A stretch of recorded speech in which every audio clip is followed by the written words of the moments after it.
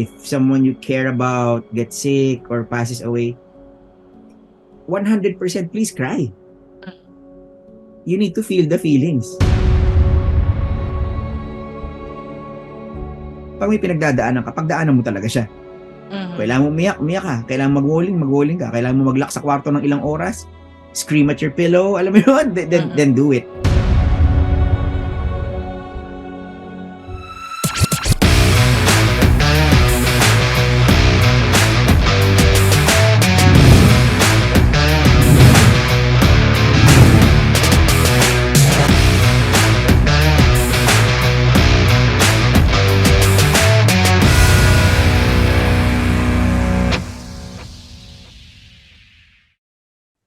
Hey everyone, thank you so much for listening again to another episode of Work From Home podcast. This is your host. My name is RJ Buarao, and for today's guest, he has graduated top of his class, wow, with Magna Cum Laude honors from the UP Diliman College of Business, now known as the Virata School of Business. Grabe naman. He has been giving talks and facilitating discussions for 25 years. Pero bata pa to guys ha. And what's amazing about our guest is that he has immersed himself in some of the world's best evidence-based literature on happiness and well-being. It is his firm belief that everything is better when we are happy. Let's all welcome head happiness coach at the Better Happy, Coach Jalvi Valdes. Yes. Hey, Coach. What's up, RJ? Hello, Work From Home Nation. Hello. Thank you. Thank you so much for being here. And, umpisa pa lang, I'm so happy na. So, for all the people listening and watching right now, stay tuned, everyone, until the end of the show if you want to be happy. Hahawaan kayo ni Coach Jalvi niyan. Okay? So, Coach Jalvi, baka naman pwedeng introduce mo yung sarili mo in your own way. In Is my there- Miss in your- Universe Oo. level to. In my own way. In your own way. Okay. Like yung parang medyo secret ba or not really known sa public, parang ganon. Kunyari na lang kunyari inimbita ko kayo sa bahay tapos Aha. nag-inom tayo or nagsa-snacks, 'di ba? Parang how I would introduce myself to people na kunyari inimbita ko si RJ, yan. Chums ko 'tong si RJ, tapos may hatak siya, parang sino to? 'Di ba? So ako si Jalvi Valdes, I'm a father of 4. So ang mga anak ko ay 9, 8, 5 and magfo 4 years old in a few days. So ngayong Oh. December, paglabas nito 4 years old na siya.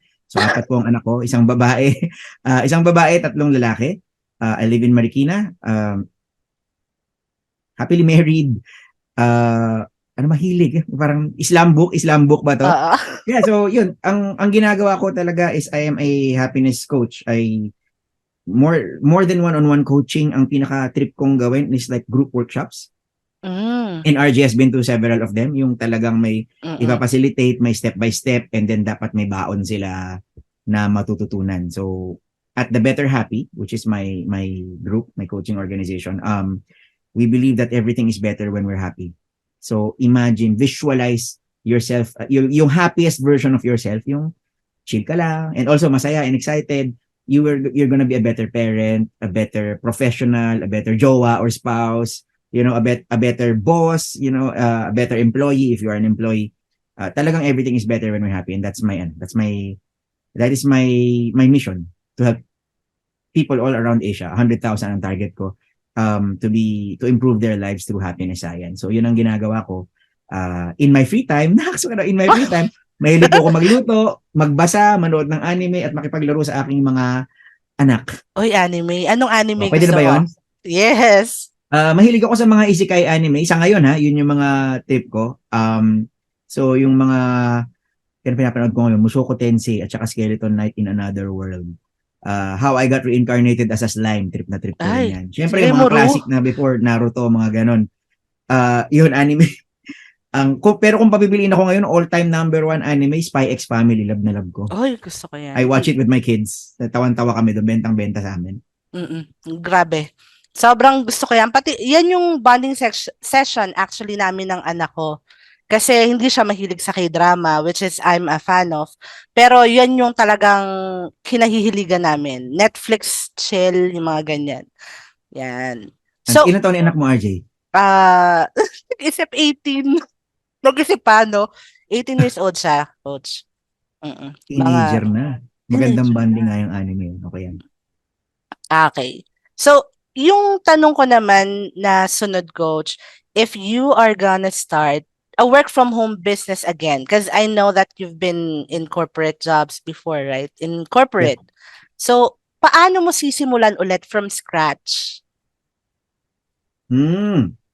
I ask this Um, question kasi, syempre, mostly sa community is talagang newbie sila when it comes to working okay. from home.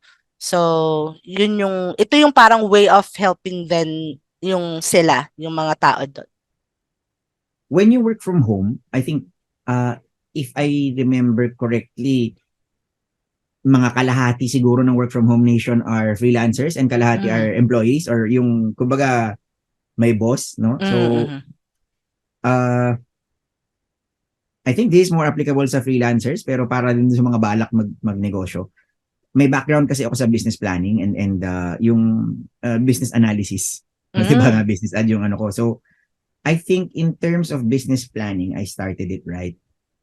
My work from home career kasi gumawa talaga ako ng business plan, may market analysis, may budget, may target income, may gano'n yung may month 1 ito gagawin ko, month 2 ito gagawin ko yung mga plan. So pagdating sa planning, mahalaga yung planning. So yan, advice ko sa inyo basic business planning, marketing, bebenta ba ito or may pagkakakitaan ba to, operations, paano ko to gagawin, do I have the hardware, software I need, financials, isipin kikita ba ako dito sa ginagawa ko. 'Di ba? Nagawa ko siya ng maayos. Now, if I had to start it all over again, I believe may na-miss ako na isang napakahalagang bagay, which is systems. Yung, alam ko kung nasaan ako ngayon, and when I plan, alam ko kung saan ako pupunta at paano pumunta doon. Hindi ko na set up yung systems, meaning ano yung weekly and daily habits na basta araw-araw ko siyang ginawa o yung tinatawag, parang yung 20-mile march, no? Yung istorya ni Amundsen and co. Ano yung araw-araw kong kailangan gawin to get there. So if I had to start all over again, hindi ako titigil sa business planning tapos sabak na.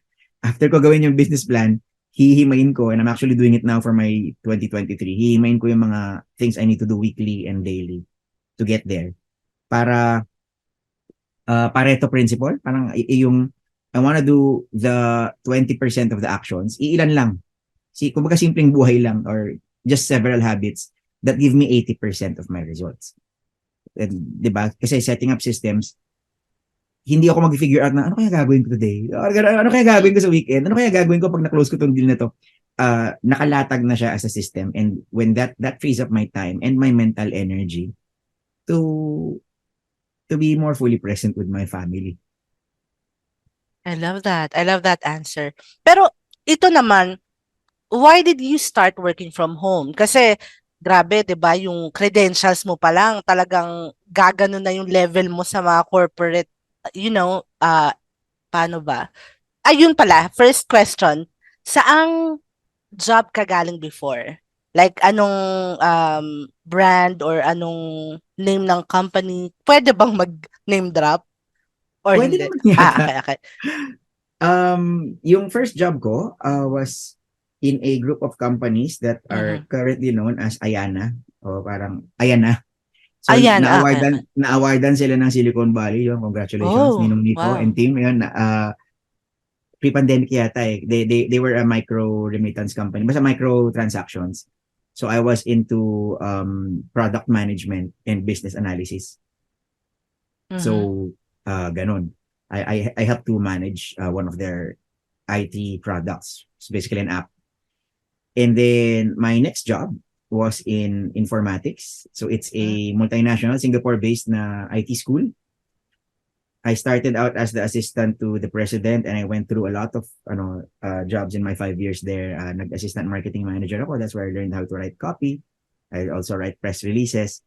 Admin, so legal contracts. So parang nangyari parang jack of all trades, master of none.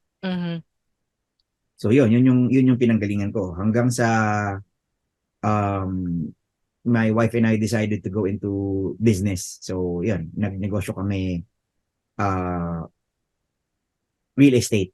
Parang we went into real estate. Hanggang ngayon yun, 'di ba? Tama Yeah, ba? Ah, yeah. okay. Kung merong may gustong bumili ng property, you know who to call. Ay, Oo. shout out nga pala kay Pag taga Sis Mai. dito.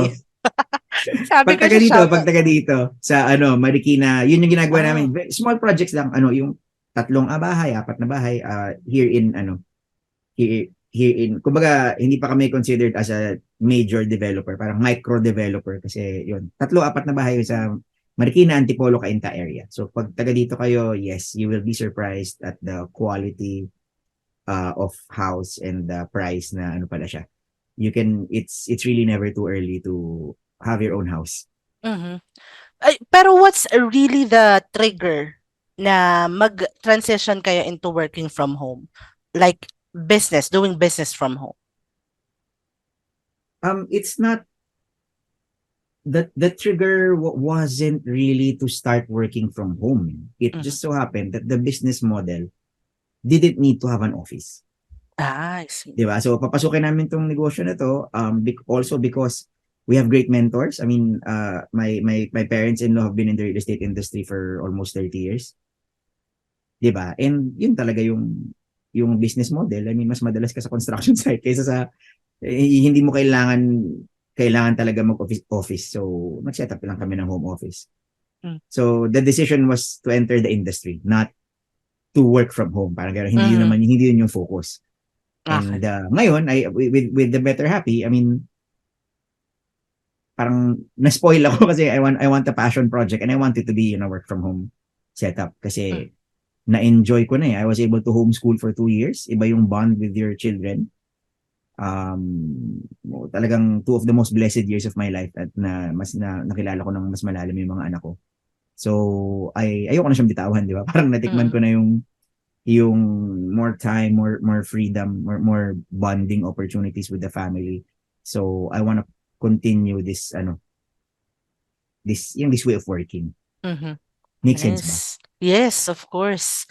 Grabe. Sobrang ako since 2013 nagsimula na akong mag-work from home.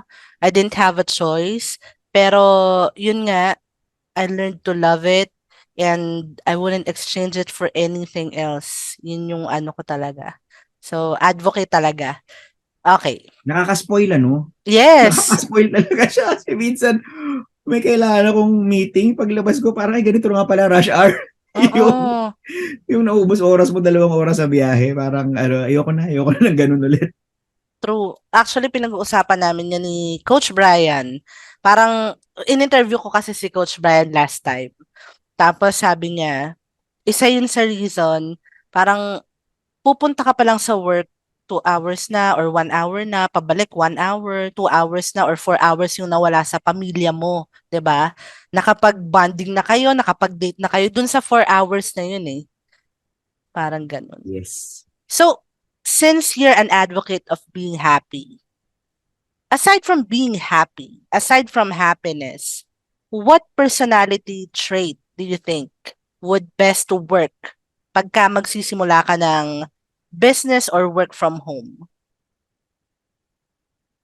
Aside from happiness, Aside from happiness. I would say, nahanap ko yung best word ha. Mhm. I would say intention. Wow. Intention. For several things. First, kasi if you're your own boss or hawak mo oras mo, hawak mo kung nasanay ka kasi na reactive ka lang, gagawin ko pag inutos sa akin. Magsiset ako ng targets kung ano man yung target ng company ko. It doesn't work when you're your own boss or when you control your own time. Ikaw, sa'yo dapat magsisimula anong oras ako magtatrabaho. Paano ako magtatrabaho? Kailan? Di ba? Para ano yung mga gagawin ko to reach my business goals. So, if you're not intentional about it, reactive lang, and I experienced this personally too. Yung magugulat ka na lang, 2 buwan, 3 buwan na wala pa rin nangyari sa negosyo ko or sa work from home career. Kasi I wasn't intentional. Diba? So, intention will help you to not to react, to be proactive. Intention also helps you to be motivated. And there's science, there's psychology behind that na kapag meron ka pinaglalaban, you have a sense of purpose, and you have a challenging goal, mas motivated ka and mas resilient against stress. Diba? So I think yun, aside from happiness, diba? Being intentional about the way you do business, as in lahat, intentional about what you wear, the software and hardware, what's on your desk, what you do, how often you work, yung everything, being intentional about everything will help you to focus, will help you to have a sense of ownership. Buhay ko to eh. Hindi yung nagre-react ka lang. Kasi mahina economy ngayon, kaya mahina rin trabaho ko. Yung to have a sense of ownership, to take accountability, to be excited, and to be more productive. So if there, aside from happiness, if there was one thing na I would recommend for sa work from home nation, please work with intention. Kasi magic happens. Hindi yung you're just waiting for the next job opportunity, just waiting for the next client, or you're just waiting kapag ganado ka, di ba? Hindi naman tayo araw-araw ganado, di ba? So be intentional about your work habits, about your goals, about your targets. That is so powerful. And I hope yung mga nakikinig ngayon, they will apply it to themselves, to their freelancing business or whatever their career is. Kasi I was watching Wednesday last night and sinulat ko pa to talagang sa notepad ko. Sabi, it's either they write our story or we do. You can't have it both ways. So, yan. I just want to put it out there. And ito, medyo deep question, Coach Jalvi. What was the biggest failure that you've ever encountered in your career? And how did you rise from that? Pang Miss Universe na naman, sorry. Oo. Yung first, I'm not gonna say what it is kasi I mean with respect to like business partners and Oh, okay. the very very first business that I set up failed. Mhm. I believe 7 figures yung utang sa suppliers and we had to sell stuff. And siguro for me the failure was, I guess you were expecting na I was doing so well in corporate, tsaka business ad ako, business major ako, dapat okay ako sa business, but doesn't work that way. Meron yung mindset of being a business owner. So it was really a disappointment to myself na yun, nagnegosyo ka, pinaghirapan mo ng more than 1 year, magto 2 years yung business, but it had to fold and I had to let go of some people. Totoo, contractual sila. Ibig sabihin, yeah, the employees were contractual, but just to tell myself na almost 50 people nawalan ng trabaho dahil sa akin, dahil sa misinformed or let's say hindi not wise enough decisions that I made. That was really very devastating. So there's more on that in my newsletter. Medyo mas yung kwento, medyo mas for the inner circle, but for public consumption, yun, yung unang business na sinetap ko na nalugi siya. So, nakakalungkot talaga. And even to this day, there are some people who hindi ko alam, kulang sa growth mindset or parang sabihin na, business major ka, nalugi yung negosyo. Parang yung may judgments like that. And I have to be also intentional about parang viewing it or how I interpret the experience. Kasi ang maganda naman doon, it was a good learning experience for me. Yes. But Sobra. during that time, hassle talaga. As in, talagang, I was dejected. I was feeling very, very down. Yan yung coach. Whenever I experience failure, sobrang down ko, lagi. Ngayon, whenever I experience failure, parang medyo neurotically optimistic ako. Parang, oh my gosh, it's failure again. Next part is, success. And I know, parang ganun kasi lagi siya eh. It's a part of the process eh. Hindi naman laging parang pataas tayo ng pataas, 'di ba? So parang ganun, parang yung natin, heartbeat, ganun din siya. Yeah, So that's true. coming from that failure, what can you parang advise? What can you advise the work from home nation? Coming from that failure, I think Mhm. really, especially if you're freelancers, pero even if not, even if you're an employee, you really have to own your decisions. Because there were some things na Sinabi sa akin ng isang consultant ko, sinabi sa akin nung, and then I took their word for it. 'Di ba? Kasi sige, dalawa kaming ano dito, mas papasubo pag hindi pala totoo 'yung sinabi niya, no? But mahirap 'yung uh, it it's the easy way out to point fingers at it's because of the economy, it's because of my spouse, it's because of my kids, it's because of my situation in the house, mga ganun. So take ownership. Whether you're happy or not, whether you're successful or not, it's always 100% because of you. Okay. So, kumbaga parang ako may kasalanan ko ba't ako nandito? I mean, whatever challenge you are in right now, kulang ka sa client, burnt out ka sa trabaho, stressed ka, you have not enough time with, masakit man sabihin guys not enough time with my children or not enough me time, yung ganun, ikaw yung may dahilan. Ako may dahilan, ako may cause ng anything in my life and ikaw din yung may dahilan nun. You are the problem. The good news is you are also the solution. It's just by being more intentional, by changing your choices, maybe getting more knowledge. Minsan meron lang tayong hindi alam we should unlock a new way of life for us. But like me, pagdating sa happiness science, ganito lang pala maging happy. Parang hindi mo lang alam kung paano. And I guess that's what you do for Work From Home Nation as well. You provide them different skills and different business models for working from home. Get the right knowledge, do the right things as long as you take accountability for it. Yung laging turo sa sarili. Ba't ako nandito ngayon? Dahil sa akin. Dahil sa choices ko, dahil sa decisions ko. Diba? That it is actually very liberating to do that. And better for relationships kasi hindi tayo tamang sisi. Diba? Yung sinisisi lahat ng tao sa paligid. So, that would be my parang number one takeaway coming from that failure. Parang taking ownership of all my decisions, all my actions. Nice. Parang ano siya a Miss Universe answer. Miss Universe yung mga tanong mo Based on your biggest failure in life, what could you advise to our listeners right now? Alam kaya, ikaw nagpasimula Ethan, paki-close up nga si Coach Jalvi dun sa sinabi niya Close up sa editor. Okay. So, do you have any apps? So, ito hindi na pang Miss Universe.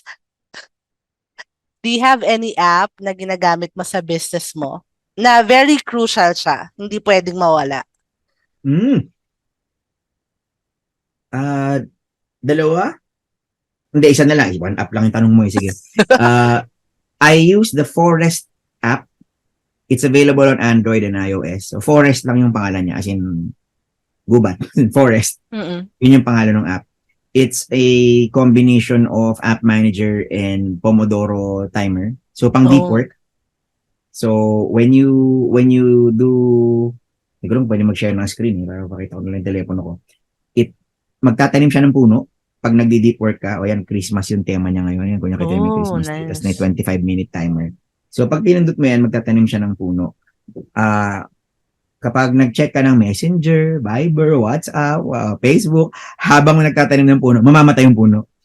So, parang nag-gamify niya yung productivity. Ikaw na mabahala, pwede 15 minutes lang yung deep work mo, pwedeng as long as 1 hour. So, it helps me to do deep work kasi pinipigilan ka niya pagpapasok ka sa mga distracting apps. So, hindi ka makakapasok or mamamatay yung puno mo. And it looks good at the end of the day pag nakita mo na marami kang tinanim na puno. Ibig sabihin, dire-diretso ka nagtrabaho na walang distraction. Siyempre, may break time naman, di ba?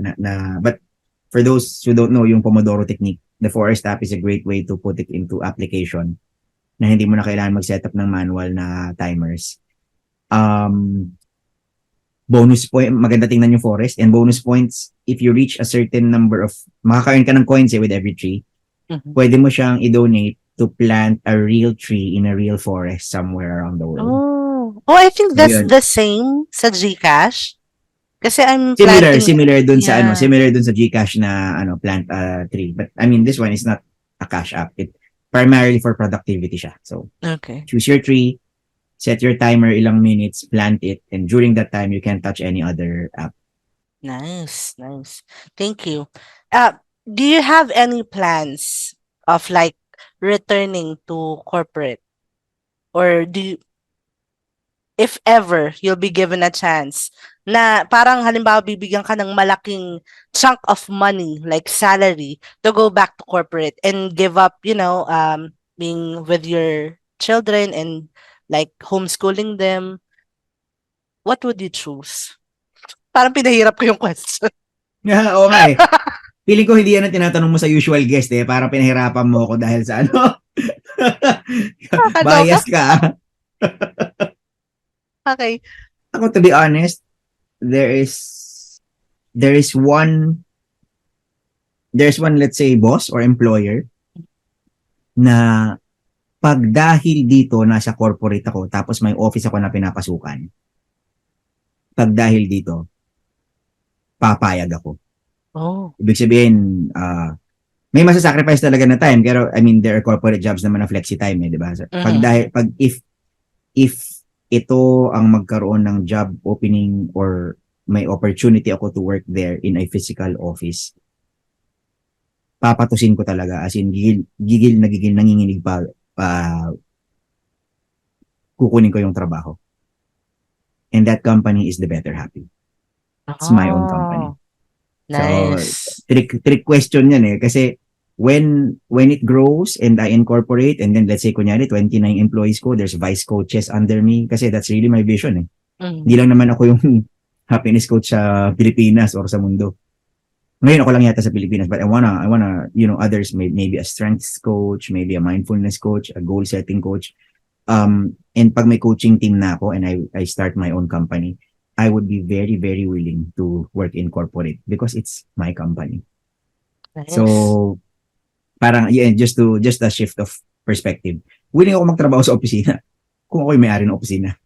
Ang ganda nung ano ha. Kahit na nasa-shift ko yung questions, ang ganda ng mga sagot mo. Salute. Okay. So, ito pala, do you have anything you want to promote and where can we find you online? Oh, that's a great question. Right now, ang number one na ginagawa ko is to do workshops for corporate. So if your company or you know of a company who could use a happiness workshop, there's may basic happiness science, may team building, or who wants to get a happiness coach as a guest speaker, or maybe just to be available to ask questions about mental health and motivation, then please do refer me to these companies. Doon sa mga kwento nyo ako sa HR manager nyo para makaspread tayo ng happiness sa buong Asia. You can check out my website. It's under construction pero meron na siya. Nandun na rin yung email opt-in form ko yung for my newsletter. It's www.thebetterhappy.com. So kung ano yung pangalan ng grupo, yun din yung website, thebetterhappy.com.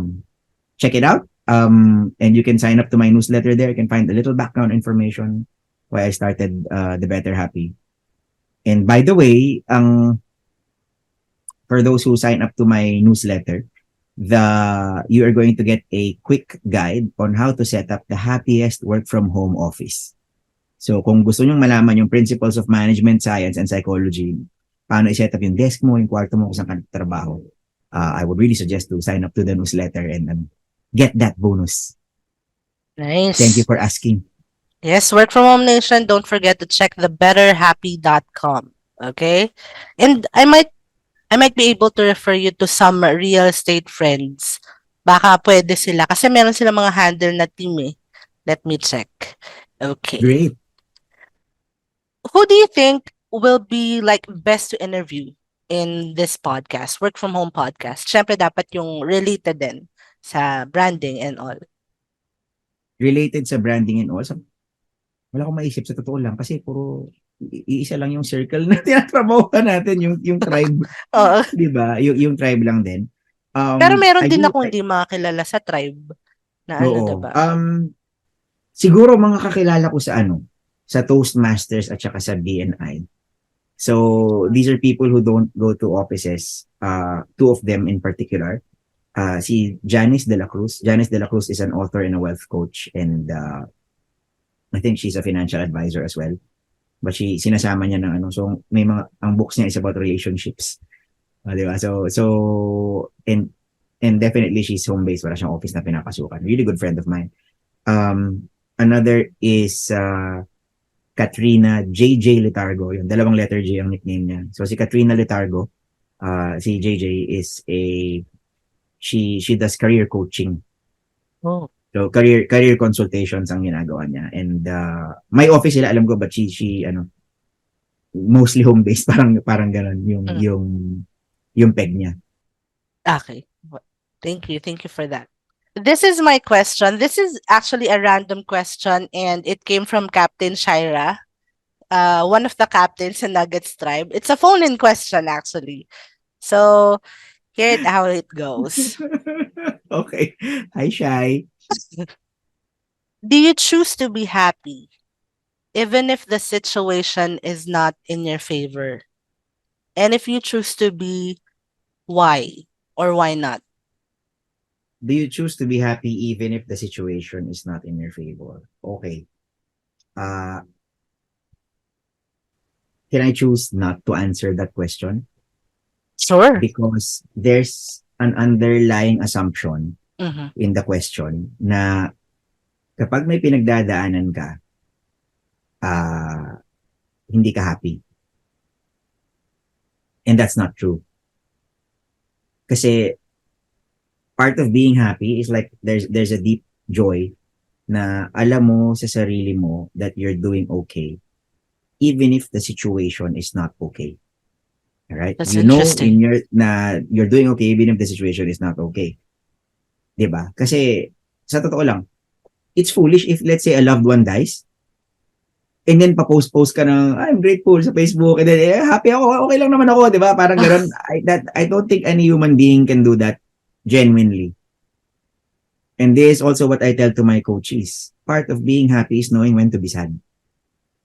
Pag may nangyaring hindi maganda, like let's say a major business failure, then spend some time, mag-video ka, magwala ka, have a creative outlet, magsunto ka ng unan, alam mo, mag-boxing workout ka, kung ano man yung whatever you need to work through these bad feelings. If someone you care about gets sick or passes away, 100% please cry. You need to feel the feelings. Or else magnanaknak yan and you will be, yun yung magkukos ng long-term unhappiness if you Yes. don't process your grief and your sadness. Totoo. I truly believe in So that, coach. it's not it's if the question was and I'm and Shy, pasensya na, I'm gonna make like an extreme example ha, yung mga Mhm. kunyari, uh, namatay yung family member ko, pero I choose na ngingiti-ngiti pa rin ako. That's totally not, that doesn't make sense. Pero if, let's say, ganun, may not so good situation, namatay yung family member mo, and you decide to cry, you decide to be sad, you decide to be mad, alam mo, you feel your feelings. At the same time, at the back of your mind, you know that you're gonna make it through. You know that it's not the end of the world. And you know that there's still some things to be grateful for. Pwede naman sabay yun, di ba? Grateful ka dun sa memories na naibigay sa iyo nung taong nawala. Pero umiiyak ka pa rin dahil nawala siya. So Pwede, what? pwede siyang sabay. So hindi, it's not about if happiness, that the happiness that she was asking is nakangiti pa rin, positive na positive pa rin, it's a hard no. Pag may pinagdadaanan ka, pagdaanan mo talaga siya. Mhm. Kailangan mo umiyak ka. Kailangan mag-walling ka. Kailangan mo mag-lock sa kwarto ng ilang oras. Scream at your pillow. Alam mo yun? Then do it. Then do it. But if the happiness that you're talking about is there's a confidence na okay ako, it's not the end of the world, and there's still many things to be grateful for. At meron pa akong purpose sa mundo. If that's the happiness that you're talking about, then yes. Dapat ganun lagi tayo kapag may pinagdadaanan. I hope that Nice. answers your question, Shai. Yes. Parang, actually, ang real question ni Kapshay, why do you always choose to be happy even if the situation is not always on your favor? Yun yung ano niya. Parang nirephrase ko lang siya, yung actual question niya.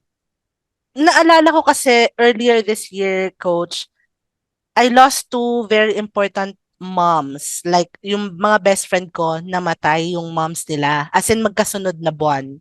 Tapos, Sorry to hear that. binaliwala ko siya. Parang, sabi ko, okay, okay. Parang, syempre, umattend ako ng funeral and all. And I was really devastated kasi I didn't grow up with a mom eh. Nasa lola ko. Pero alam mo yun, parang naghahanap ako ng mom figure. So yung mga best friends ko, sila yung mga nanay nila, doon ako lagi nagpupunta tuwing lunch, tuwing weekends, parang ganon. So ang nangyari, hindi ko siya pinapansin, nag-pile up siya. So, yun yung sobrang totoo yung sinasabi mo na you really have to feel all those emotions. If you're sad, be sad, cry, magwalling ka.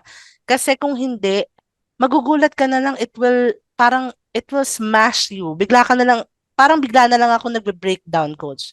Bigla na lang Yeah, ako umiiyak na hindi, nasa CR ako, bigla na lang ako umiiyak. Ano nangyayari sa akin? Parang, what's happening to me? Bigla na lang siyang tutulo. Dahil ko pa artista. I can relate. May mga nangyari din sa akin na ganyan. And that some of that advice actually came from my therapist. So lahat ng tao, I mean, if you have a mental health concern, please go see a therapist. So my psychologist actually told me na that's the reason why bigla na ako umiiyak kasi may mga stuff from the past na hindi ko na process. Mhm. Kasi I could tell myself, ang dami kong kailangan gawin. Eh. Kailangan ko alagaan yung mga anak ko eh. Di ba? Parang ba't ako iiyak? Parang why would I spend time? Pero hindi pala yun mentally healthy. You Mm. should really feel the feelings. And um, to that point, ano, again, ibabalik ko sa intention. The intention to be happy and the intention to have joy despite and in spite of what's happening in life. Kasi if you decide to feel those feelings intentionally, ibig sabihin, may plano ka to feel those feelings, better na the crying is or the emotional outburst is under your control, then it controls you. Kasi pag pinigilan mo, man-realize mo, ay, nako, dalawang araw na, sobrang sungit ko sa mga anak ko, labo ko sa sinisigawan. Meron ka palang hindi na-process na feelings. Di ba? Ang nangyari, sila yung naging casualty, sila yung naging victim ng pagmamatigas mo na, hindi, ayoko umiyak. But if you're intentional about it, may nangyari sa bahay, may pasensya ka sa anak mo, di ba? Hindi mo sisigawan kasi alam mo, hindi, may pinagdadaanan lang ako ngayon, mamayang gabi pag mag-isa na ako sa kwarto, tsaka ako iiyak. Tsaka ako ilalabas ng feelings na to. If you're intentional about it, you actually take care of yourself and the other people around you as well. Hindi sila magiging biktima ng emotions mo. Nice. I love that. Anything else you want to like share or advise before we end the show? If you're working from home, that's good. If you're working in an office, that's good as well. If you're a full-time employee, that's good. If you're a freelancer, that's good as well. Ang mahalaga lang guys is to find your happy. Isipin nyo what makes you happy. Imagine the happiest version of yourself. And if the way that you work, yung business model mo, work from home or from office, or the hours that you work, the place where you work, if it all aligns with that, then go. Then go. If naman, you don't see na nakikita mo na hindi talaga aligned, then be open to change. Diba? Kasi sa totoo lang, for some people, hindi talaga aligned yung work from home. I mean, some people are really meant for corporate or to start their own businesses. As, let's say, kunyari lang, merong sobrang galing mag-bake and then magsa-start siya ng sarili niyang bakery. Edi, may opisina ka talaga doon. May place of business ka. You're not really just staying at your house. So, find what makes you happy. Be intentional about getting it. And please know that happiness and fulfillment comes every day. It's not, oh, pag na-reach ko na yung six-figure income, happy na ako. Oh, pag nabili ko to, happy na ako. Hindi siya arrival na I've arrived. It's every day. Please also be happy in your journey. So, i-enjoy nyo rin yung pag-work from home. I-enjoy nyo yung fact na medyo hawak nyo oras nyo or ano ba yun, ang sarap magpag-grab or anytime pwede mo biglang laruin or kamustahin yung anak mo or makipag-holding hand sa jowa mo, mga ganyan dahil rather than work in corporate, enjoy the journey as well as the destination. And I really hope that you guys be happy in your work from home journey. I am here to help you in any way that I can. Wow. Grabe, powerful words from a powerful mind. Yes.